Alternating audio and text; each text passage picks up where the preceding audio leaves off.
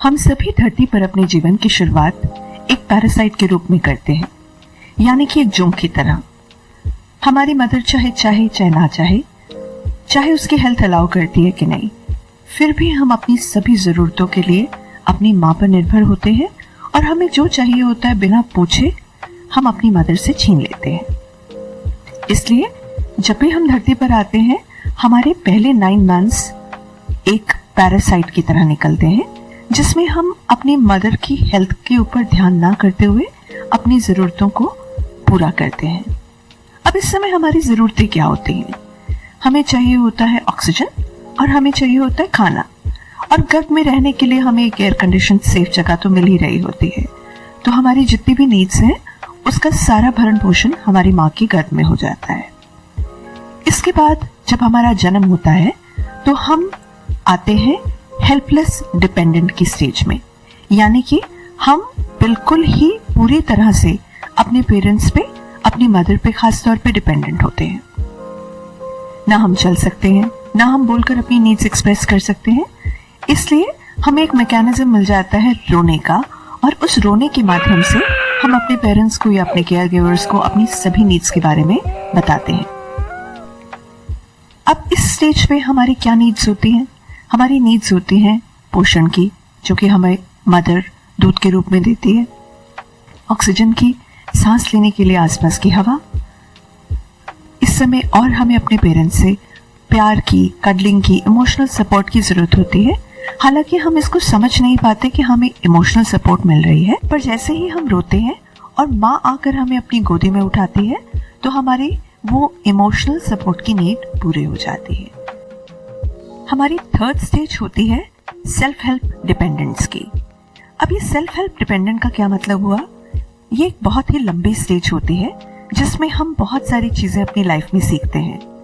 चलना, फिरना, बोलना, खाना, बैठना, टॉयलेट ट्रेनिंग, स्कूल जाना, एजुकेशन लेना।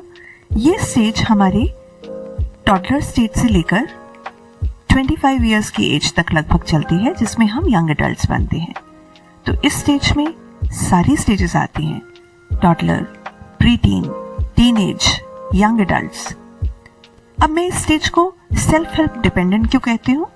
क्योंकि हमारी जितनी भी नीड्स हैं उनके लिए अभी भी हम अपने पेरेंट्स के ऊपर या अपने केयर गिवर्स के ऊपर निर्भर करते हैं, और धीरे धीरे हम अपनी लाइफ की बागडोर अपने हाथ में लेना शुरू कर देते हैं। और हमारी फाइनल स्टेज फिर होती है एडल्टहुड की, इंडिपेंडेंट एडल्ट की।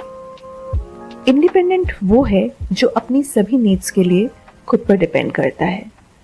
अपनी सभी नीड्स को पूरा करने के लिए वो अपने पेरेंट्स पे, केयर गिवर्स पे डिपेंडेंट नहीं होता।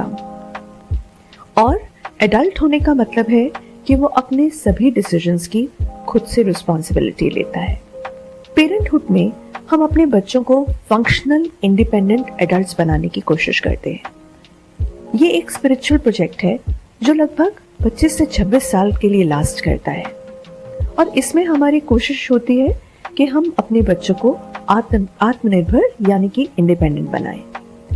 हम अपने बच्चों को इस समय में एजुकेशन देते हैं, लाइफ स्किल्स देते हैं, और एक वैल्यू सिस्टम यानी कि संस्कार देते हैं, ताकि वो लाइफ की सभी परिस्थितियों में सही और गलत का निर्णय बनाकर आगे बढ़ सके। अगर हमने ये प्रोजेक्ट सही ढंग से किया हो तो उसका एंड रिजल्ट है कि हमारे बच्चे फंक्शनल इंडिपेंडेंट एडल्ट्स बनते हैं। और अगर हमने ये प्रोजेक्ट सही ढंग से ना किया हो तो हमारे बच्चे किसी ना किसी स्टेज पे जाके अटक जाते हैं। या तो वो बन जाते हैं पैरासाइट्स जो अपनी सभी नीड्स के लिए अपने पेरेंट्स पर ताउम्र डिपेंडेंट रहते हैं, या वो बन जाते हैं डिपेंडेंट एडल्ट्स जो कि अपनी इमोशनल, मेंटल, फाइनेंशियल, सोशल किसी भी नीड के लिए अपने पेरेंट्स पर डिपेंडेंट रहते हैं, या आसपास अपने मित्रों में डिपेंडेंसी रखते हैं। पेरेंटहुड एक तरह से रिले रेस की तरह होता है। आपने रिले रेस तो देखी होगी, जिसमें एक आदमी भागता हुआ जाता है और लकड़ी का एक छोटा सा टुकड़ा सामने वाले को पकड़ाता है और वो फिर भागना शुरू कर देता है। इसी तरह पेरेंटहुड में पेरेंट्स बच्चों के जीवन की बागडोर उनके हाथ में पकड़ाते हैं। अगर सामने वाला पकड़ने के लिए तैयार नहीं है और हम बैटन को छोड़ देते हैं तो बच्चे कई बार अपनी नीड्स को पूरा करने में सक्षम नहीं हो पाते, और अगर हमने कस के बटन को पकड़ रखा है और हम सामने वाले को दे ही नहीं पाते, तो ऐसे में पेरेंट्स अपने बच्चों की लाइफ को कंट्रोल करने की कोशिश करते हैं। सही समय पे जब पेरेंट्स इस बैटन को बच्चों के हाथ में देते हैं तो बच्चे इंडिपेंडेंट हो पाते हैं और अपनी सभी नीड्स के लिए अपने ऊपर डिपेंड कर पाते हैं। अगर हम स्टेजेस ऑफ मैच्योरिटी को देखें तो पहली स्टेज मैंने आपको बताई डिपेंडेंस की स्टेज, सेकंड स्टेज है इंडिपेंडेंस की स्टेज, और थर्ड स्टेज होती है इंटरडिपेंडेंस की स्टेज, जिसमें हम एक दूसरे के ऊपर निर्भर करते हैं। रिलेशनशिप्स जो होते हैं वो इंटरडिपेंडेंस की स्टेज में आते हैं, जब हम इतने मैच्योर हो जाते हैं कि हम अपनी ज़रूरतों को खुद से पूरा कर सकें, और अगर हम किसी पार्टनर के साथ रहें तो हम एक प्रॉपर गिव एंड टेक कर सके जिसमें दोनों पार्टीज खुश रह सके। मेरी अपनी सभी व्यूअर्स से रिक्वेस्ट है कि आप इस वीडियो को अपने यंग अडल्ट्स के साथ देखें, और यंग अडल्ट्स अगर इसको देख रहे हैं तो अपने पेरेंट्स के साथ बैठकर देखें, ताकि हम सब मिलकर एक सशक्त युवा वर्ग के निर्माण में अपनी भागीदारी दे सकें। जल्द ही मैं आ रही हूँ अपनी नीड सीरीज के नेक्स्ट वीडियो के साथ। तब तक के लिए stay tuned, see you soon, thank you.